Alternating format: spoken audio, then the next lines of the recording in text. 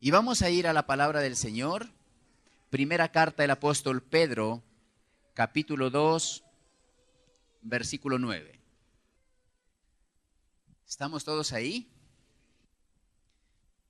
Y vamos a leer la bendita palabra del Señor todos, en el nombre del Padre, del Hijo y del Espíritu Santo. Amén.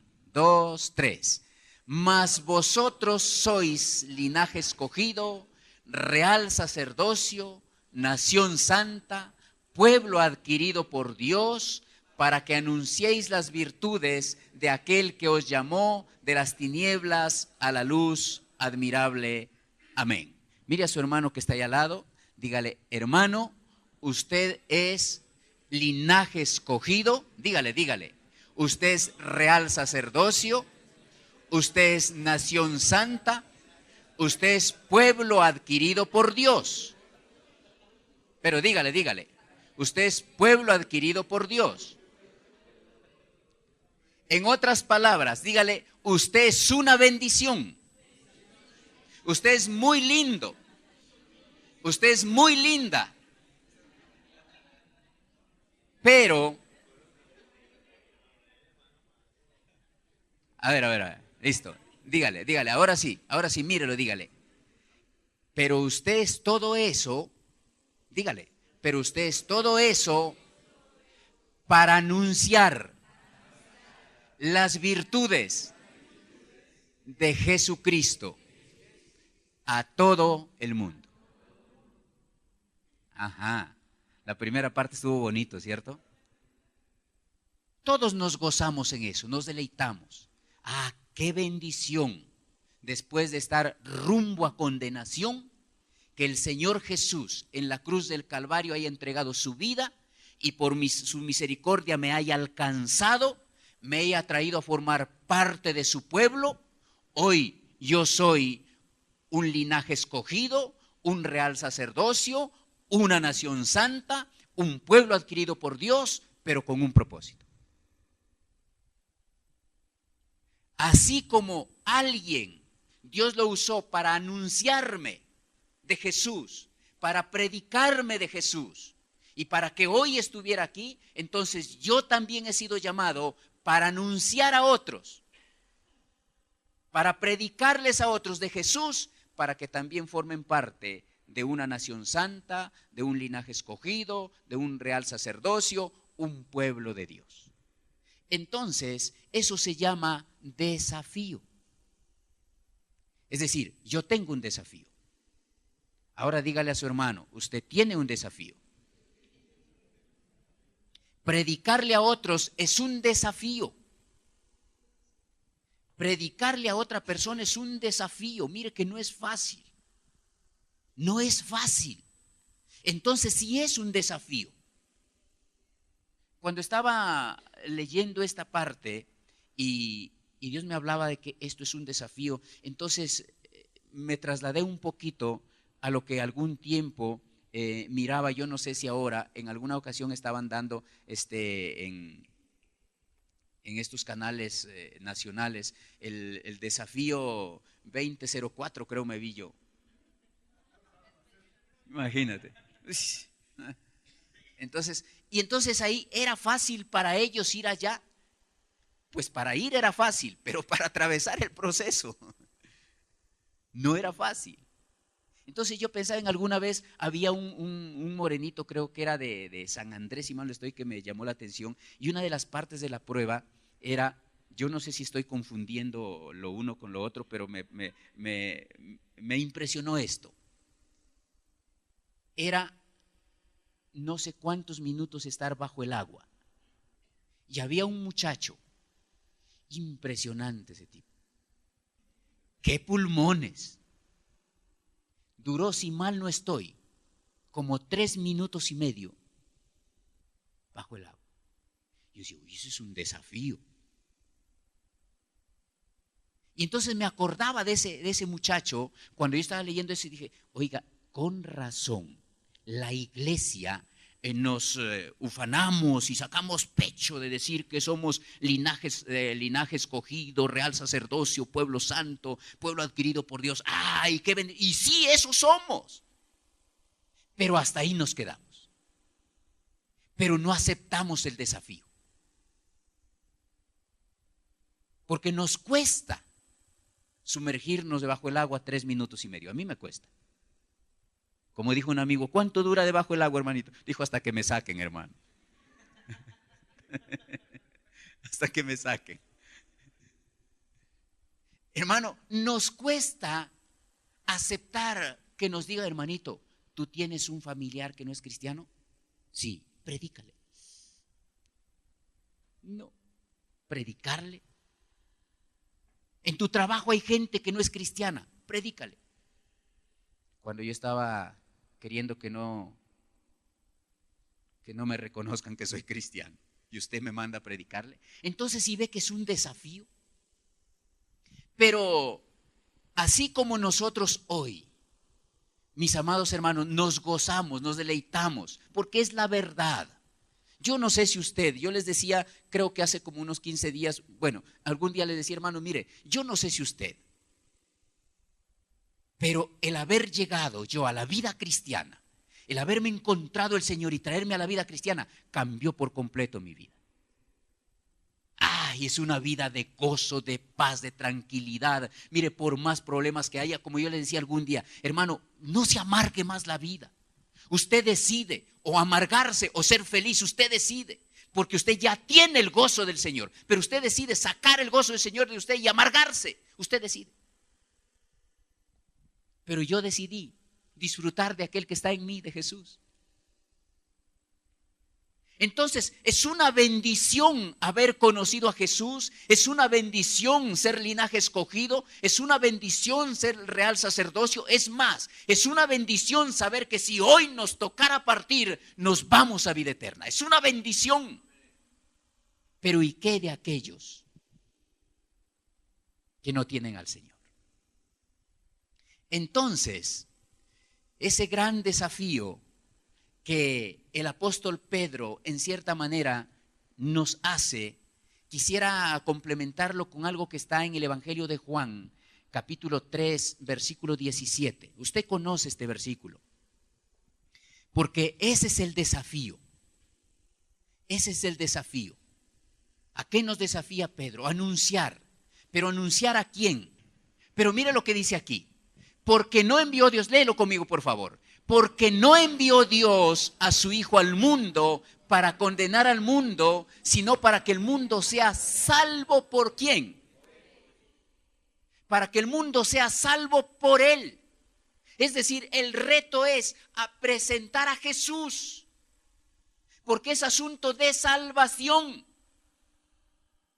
Querido hermano, Jesús no es una religión.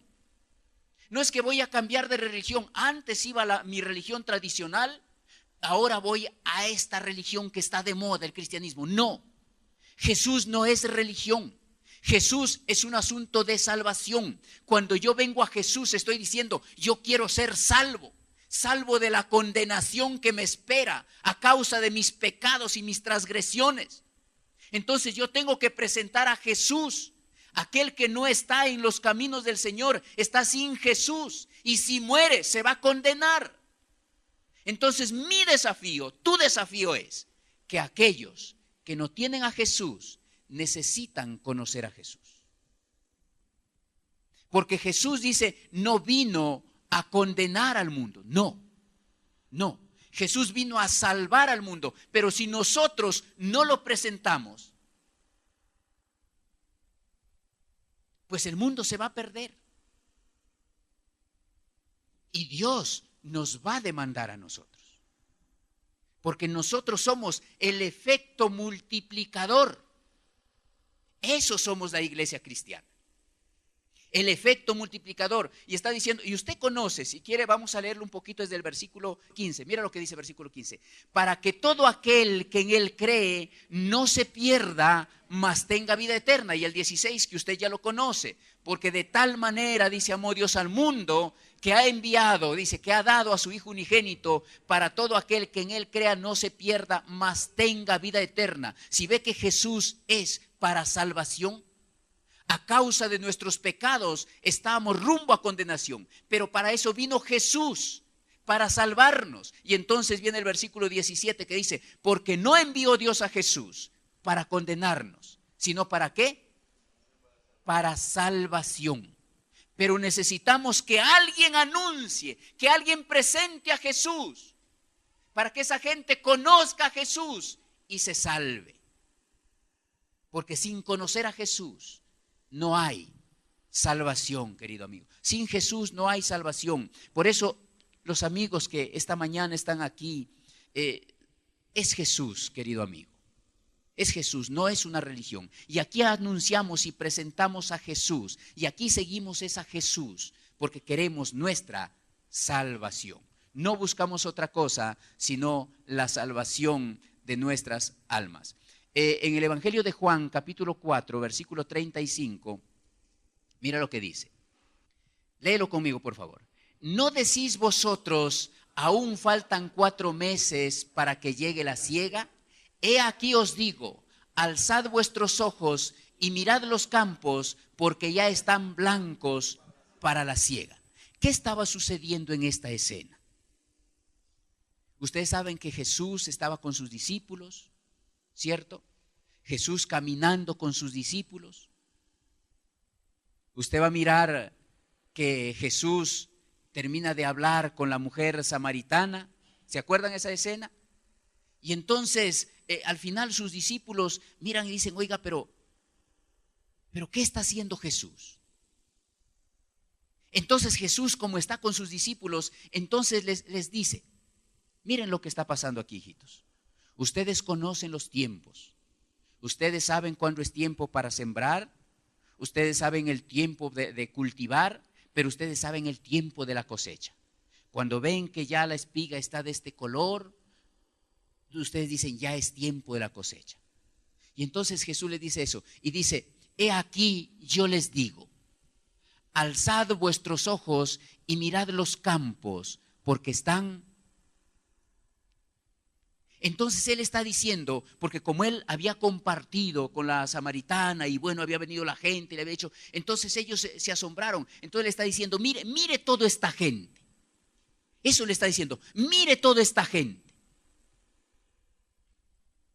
Si murieran ahora, no van a salvación. Entonces mira toda esta gente. Necesitan conocerme para salvación.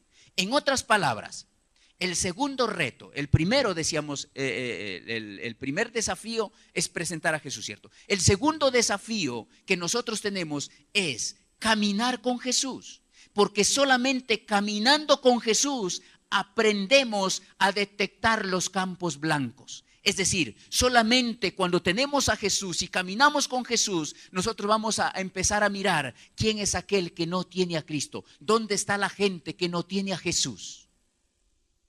Y dice el versículo número, volvemos allá a Juan, versículo 36, por favor. Mira lo que dice el 36. Mira lo que dice, por favor. Léelo conmigo nuevamente. Dice, y el que ciega recibe salario. ¿Cómo? ¿Cómo dice? El que ciega recibe salario. Y dice, y recoge fruto para que el que siembra goce juntamente con el que ciega. Mire esto, por favor, detengámonos aquí un poquito. ¿Cuál es la importancia o por qué más bien Dios quiere que yo al caminar con Él aprenda a conocer dónde hay gente que necesita de Jesús para yo hacer la obra? ¿Por qué dice? Porque el que ciega, le está diciendo, nuevamente vuelve a su parábola, le dice, ustedes conocen los tiempos, cuando ya están para cosechar. Y cuando ya están para cosechar, el dueño les llama, ustedes van y cosechan y reciben una paga. Todo el que trabaja recibe una paga. Nadie trabaja gratis. ¿O sí? No. Entonces le está diciendo eso. Igualito le está diciendo, cuando ustedes discípulos, y ahora nos dice, cuando ustedes iglesia, cuando ustedes están conmigo, me entienden, me conocen, caminan conmigo, entonces van a detectar dónde hay necesidad de predicar. Y cuando ustedes prediquen, ustedes están ¿qué? Segando. Es decir, están recogiendo lo que ya Jesús hizo, lo que ya Jesús entregó su vida por todos. Entonces dice, están cegando.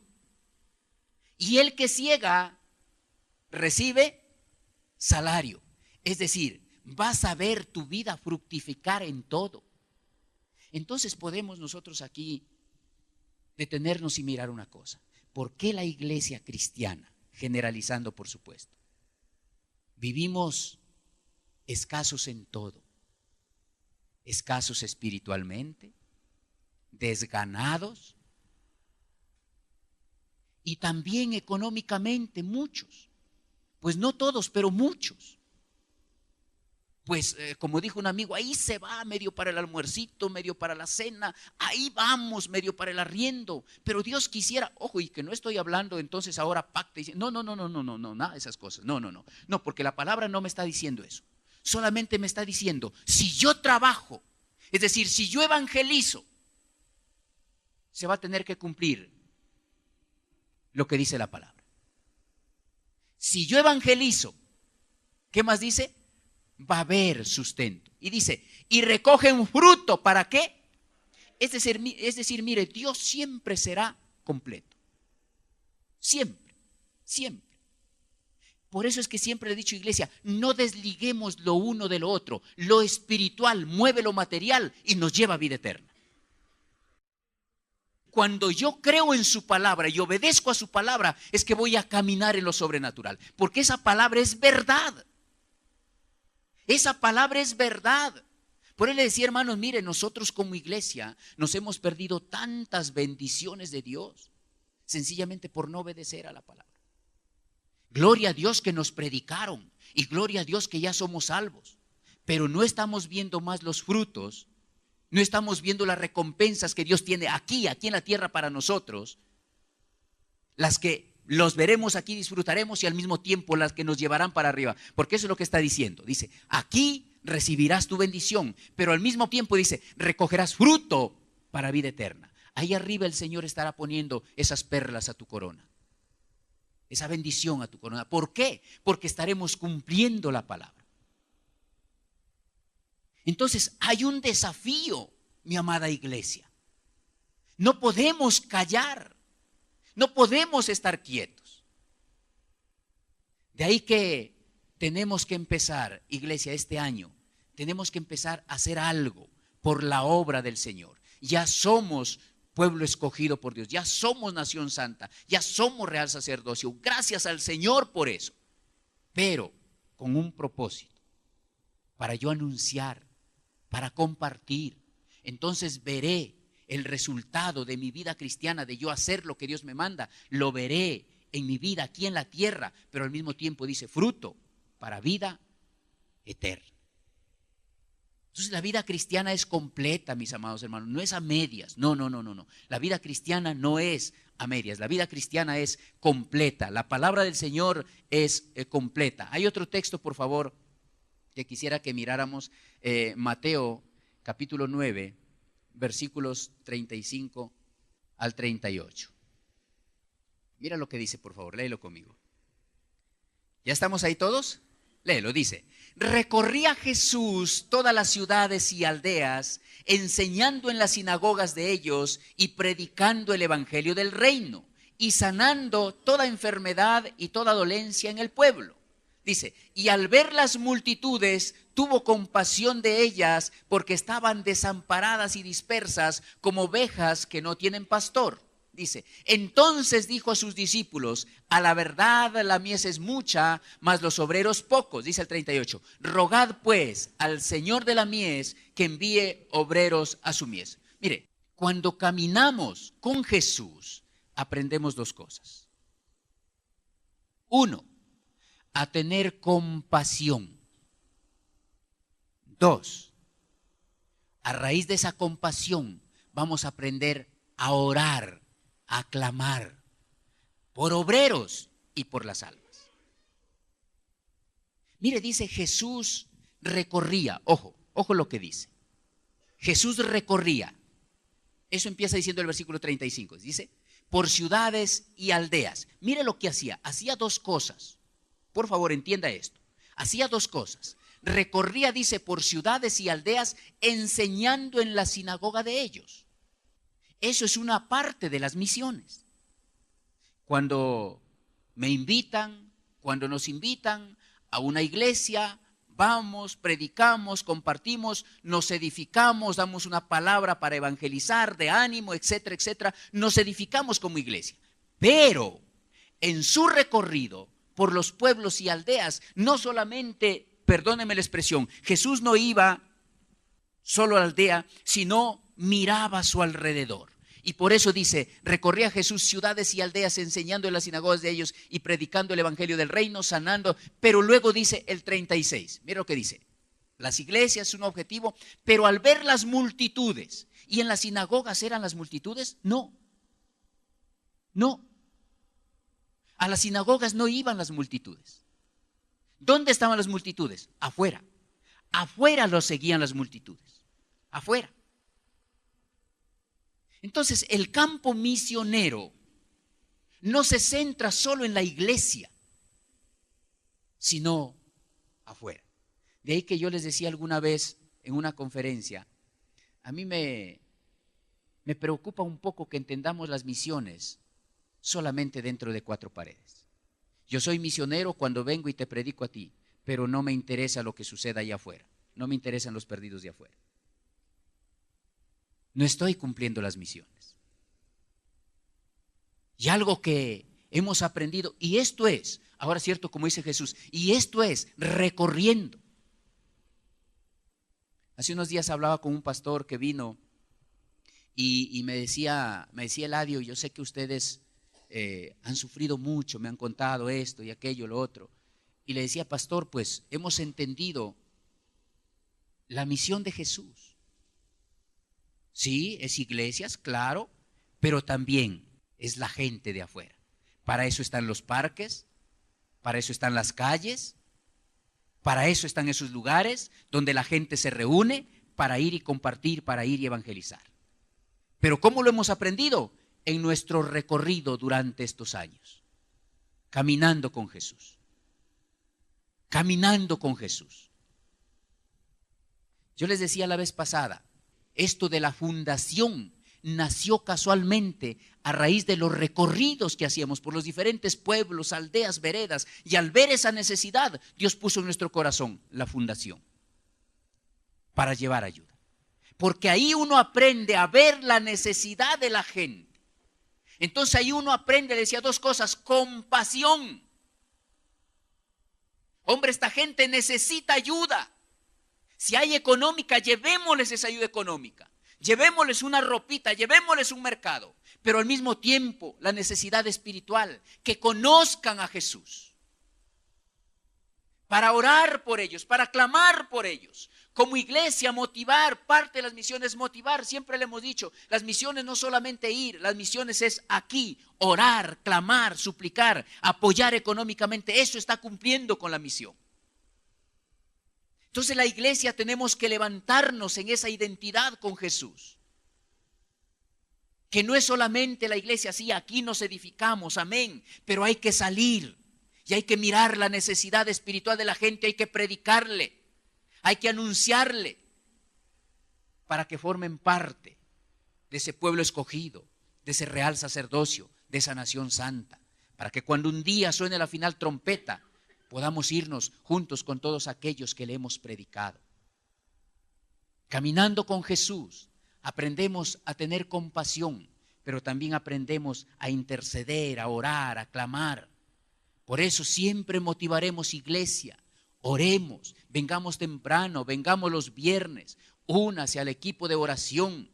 Vengamos los domingos en su casa, ore, clame, dígale, Señor, tal vez yo no tengo la facilidad de ir a un pueblo, a otro lugar, pero aquí en mi trabajo, mi vecino, aquí mi familiar, permítame predicarle, Señor. Oro para que levantes obreros de la iglesia, levántalos, Señor, aquellos que tienen un llamado, pero por no creerle a la palabra están quietos, están estancados, no quieren obedecer, Señor, levántalos, despiértalos, Padre, para que vayan, porque hay muchos todavía que necesitan conocer del Señor. Esa tiene que ser la labor misionera nuestra. Hay otro texto que quiero que vayas conmigo. Salmos 126, versículos 5 y 6. Entonces decíamos que conozcan a Cristo, 2, caminando con Cristo aprendemos a reconocer los campos blancos. 3, decíamos, caminando con Cristo aprendemos compasión e intercesión. 4, mira lo que dice versículo 5 y versículo 6 del Salmo 126. Léelo conmigo, dice así: los que sembraron con lágrimas, con regocijo segarán. Dice el versículo 6: irán dando y llorando el que lleva la preciosa semilla, mas volverá a venir con regocijo trayendo sus gavillas. Y esto quisiera relacionarlo con lo que dijo Jesús, y usted lo sabe de memoria. El que quiera venir en pos de mí, niéguese a sí mismo, tome su cruz cada día y sígame. Es decir, todo tiene un precio. Todo tiene un precio. Nada es gratis. Nada es fácil. Todo tiene un precio. El llevar la palabra a veces es un poco humanamente como difícil, como pesado. Señor, qué duro ir y compartir a este familiar. Yo les contaba que en este viaje que fui al Perú, que fueron poquitos días, tuve la oportunidad de encontrarme con una tía que hacía años no nos veíamos, y los 2 hijos de ella están en Europa. Y bueno, me contaba la situación de ellos. Una ya es casada, tiene su familia, pero el otro muchacho es soltero, y entonces él está ya trabajando y quiere pues, porque Europa también, de pronto nos imaginamos y euros, el euro está a 3.600 creo. No pues, pero al mismo tiempo gastan también ellos en euros. Entonces el asunto no es, entonces me decía la tía que si pudiera un mejor trabajo, mejor todavía, siempre anhelando más. Y entonces compartíamos ahí, le decía: tía, porque me preguntaba si tal vez algún contacto allá, le decía: tía, todos los que yo conozco allá, los poquitos que conozco, son cristianos. Y me decía: hijo, pero es que mi hijo, él con los cristianos de lejitos. Le decía: pero aún si tienen un trabajo, de pronto el trabajo, pero lo demás, lejitos, ¿no? Y entonces, mire, yo les decía ayer en el ayuno que teníamos aquí, me impresionó un que me llegó al correo, que decía lo siguiente, y venía de esas tierras europeas, venía de esos lugares. Decía: no tengo nada con Dios, ni contra Dios, pero sí contra su club de fans. Entonces eso me pone a pensar 2 cosas. No tengo nada con Dios ni contra Dios, pero sí con su club de fans. Y ya cuando habla de club de fans, entonces yo puedo interpretar, le decía, de 2 formas. 1, o que está buscando un pretexto para no comprometerse con Dios, o ese club de fans del Señor nunca le dieron un buen testimonio. Porque lamentablemente cuando hablamos de club, ya se sale del concepto de iglesia. Y lamentablemente en Europa, lo poquito que conozco, sí se ve como un club allá la iglesia. Se llega a charlar, a conversar, a hablar de cualquier otra cosa, pero vuelvo y digo, generalizando, que debe haber iglesias, seguro que sí, pero generalizando, esa es la condición. Y lamentablemente tenemos que ser conscientes que aún aquí en nuestra Sudamérica estamos cayendo en lo mismo. Llegamos a charlar, a conversar, cómo te fue ayer, cómo estuvo el paseo, qué preparaste ayer, cómo te fue, etcétera, etcétera, etcétera, menos a postrarnos a orar delante de la presencia del Señor. Entonces sí nos estamos volviendo en un club. Y pues cuando yo no tengo la presencia del Señor, yo por fuera voy a dar mal testimonio y digo que soy cristiano. Entonces sí se convierte en un club. Entonces, mis hermanos, cuando nosotros tenemos esa comisión, no es fácil compartir con ellos.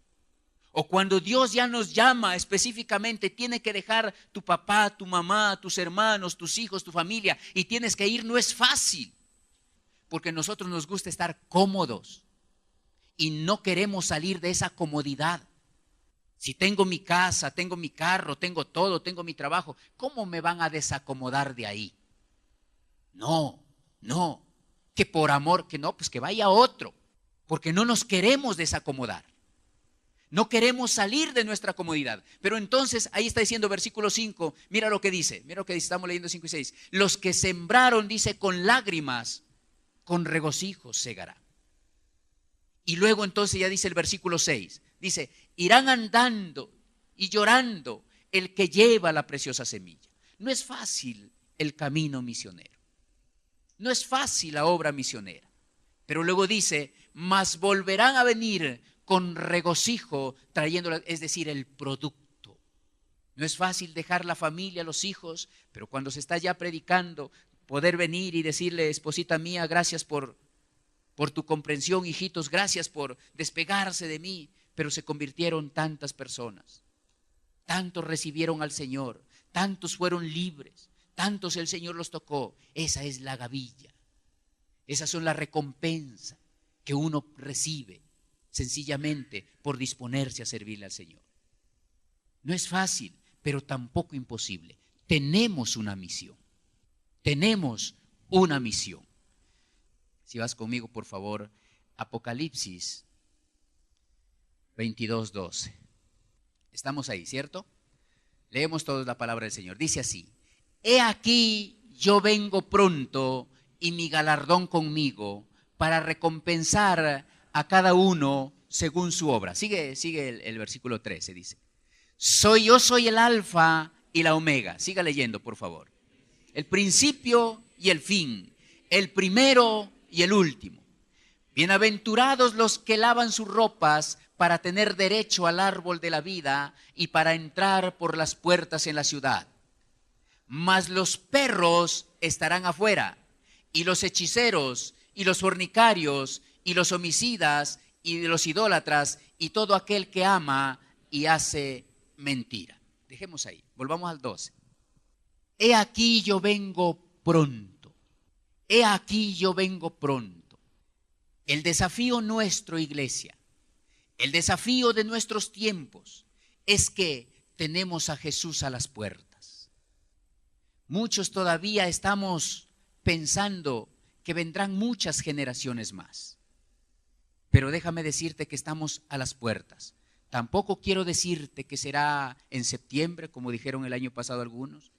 Tampoco quiero decirte que será este año, este fin de año, el otro año. No lo sé, porque eso dice la palabra, nadie lo sabe. Pero por las señales estamos más cerca que hace 2000 años. Esa es la verdad, esa es la verdad. Si hace 2000 años, cuando Jesús vino y Jesús se fue, el pueblo lo esperaba. Por eso es que cuando ayer estudiamos un poquito acerca de eso y miramos y decíamos, mire, la iglesia primitiva, nos enseñaba alguien, decía, mire la iglesia primitiva cómo compartían, vendían todo lo que tenían y lo traían y todo compartían. ¿Sabe por qué? Porque pensaban que Jesús venía ya. Esperaban a Jesús y no les importaba nada. Esperaban a Jesús. Ha pasado 2000 años y estamos, ahora sí, estamos más cerca que hace 2000 años.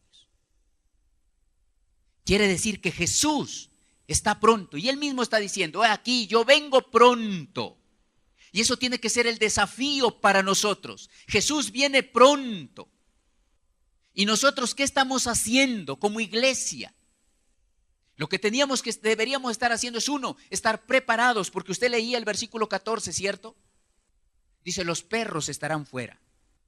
Y hay algunas características, mira lo que dice el 14, bienaventurados los que lavan sus ropas para tener, y dice el 15 era, mira lo que dice, mas los perros estarán fuera. ¿Quiénes? Los hechiceros, los fornicarios. Y en estos tiempos, perdóname iglesia linda, pero en estos tiempos dentro de la iglesia hay muchos fornicarios, muchos adúlteros, humanamente y espiritualmente.